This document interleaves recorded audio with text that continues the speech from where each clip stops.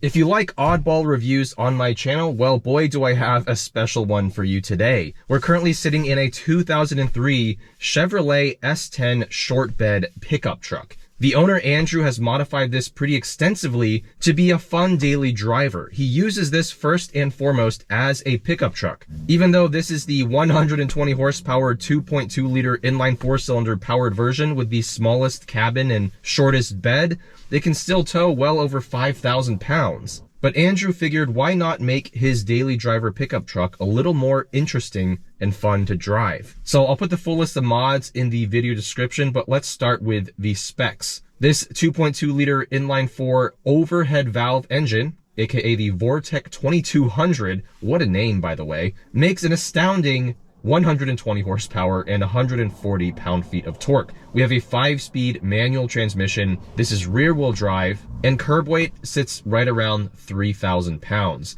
We have independent front suspension, but a solid live rear axle with leaf springs from the factory. However, this has modified suspension, which I'll get to in just a bit. You could also get this with larger cabins, a longer bed, a 4.3 liter, that's almost double the displacement, V6, and all-wheel drive. The S-10 is interesting because it was actually the first domestically built compact pickup truck from any of the 3 domestic American manufacturers. It was eventually replaced by the Chevrolet Colorado. You can pick up these trucks nowadays for $4,000 to $6,000, so they're very, very affordable. But let's get to the mods. We have a Jet Stage 2 chip, underdrive pulley, low temp thermostat, a K&N cold air intake, a Fidanza lightweight flywheel, Southbend Stage 1 clutch, Core short shifter, Detroit Speed Stage 3 level front end kit with QA1 double adjustable coilovers, Delrin bushings and a quick ratio steering box, upgraded EBC rotors and pads, Rotiform ROC-H 18 by 8 inch wheels all around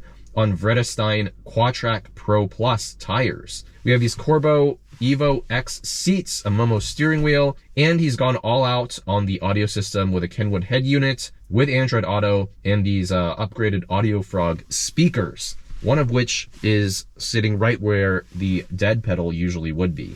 Not exactly what you'd think of as a canyon car, but we are going to put this thing through its paces on my favorite canyon road nonetheless. All right, all 120 horsepower. Let's put it to work. Wow, very, very notchy shifter. It feels great.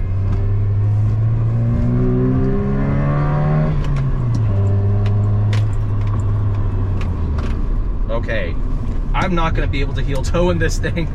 The brake pedal feels like it's about 4 inches closer to me than the gas pedal. So in order to heel toe, either I have to have no bones in my ankles or I have to be braking at full force. That is not going to happen today. Listen to this little engine, overhead valve inline 4, Vortec 2200. Sounds pretty good. All right, let's see how to downshift. Nope. Yeah, that's not gonna work. We're just gonna have to do a blip of the throttle while coasting. Wow, this suspension, not bad at all.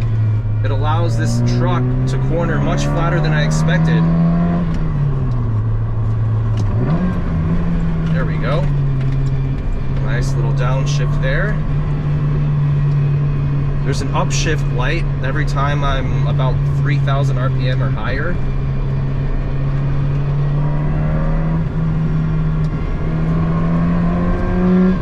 Yeah, this quick ratio steering rack is interesting.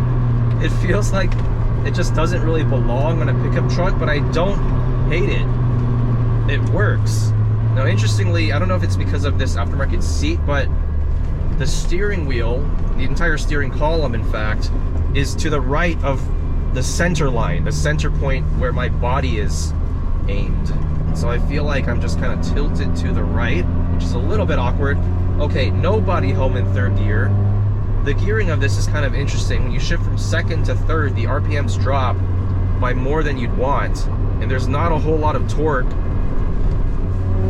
I mean, even at 3,000 RPM, there's not a whole lot of torque. Look at that, that's floored. but this suspension feels really good.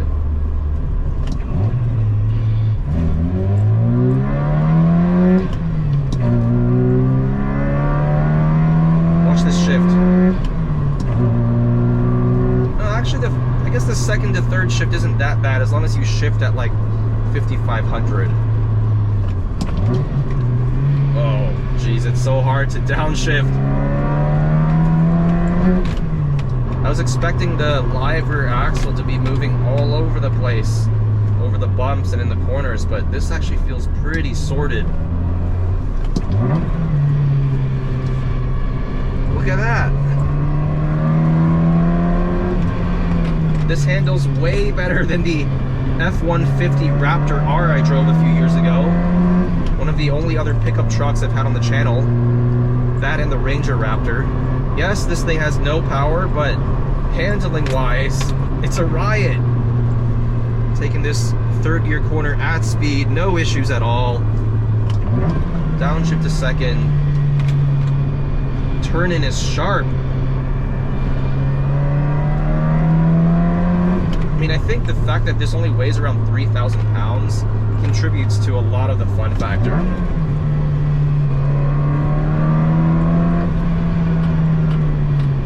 Good brake feel. Again, the truck's not that heavy, so it doesn't need crazy brakes. I love that induction note. Listen to that. Oh yeah, if you shift below 5,000 RPM into third gear, it just bogs a little bit. Better to keep it in second.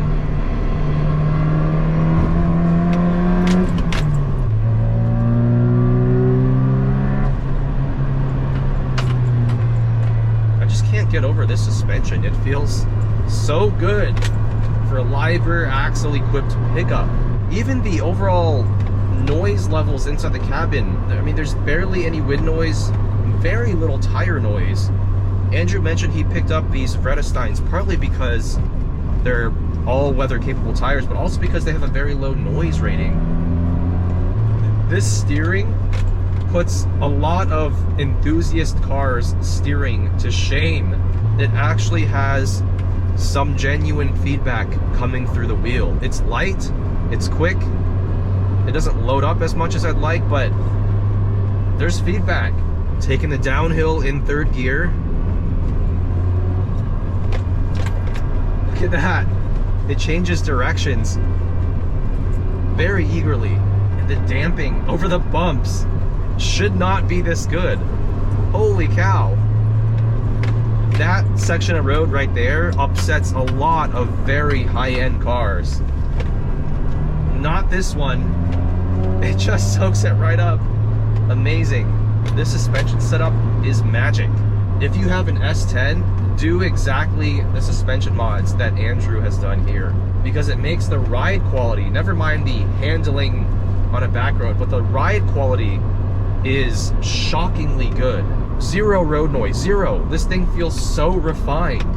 What in the world is happening? Even though this is a body on frame pickup, the chassis rigidity does not feel bad at all. Let's do one more little pull here.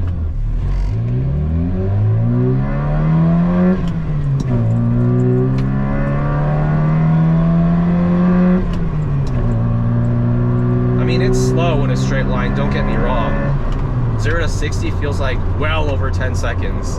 I think with another 50 to 100 horsepower, this thing might actually be a menace on a back road. Look at that. Just one and done over that big bump at speed. Never expected this to be so good on a back road. I felt like it was going to be one of those situations like the F-150 Raptor R where it's like, why did I even review this on a canyon road? But I'm glad I did. This is proof that you can make a pickup truck turn and handle bumps. All right, looks like we have an overheating AutoZam AZ1. That is not good. Old car problems, I guess. No issues from this thing though. A big shout out to the owner, Andrew. Let me know what you think about the Chevrolet S-10. Is it actually a sleeper enthusiast pickup truck? All right, I'm gonna go check out what's going on with the AutoZam now. See you guys in the next video.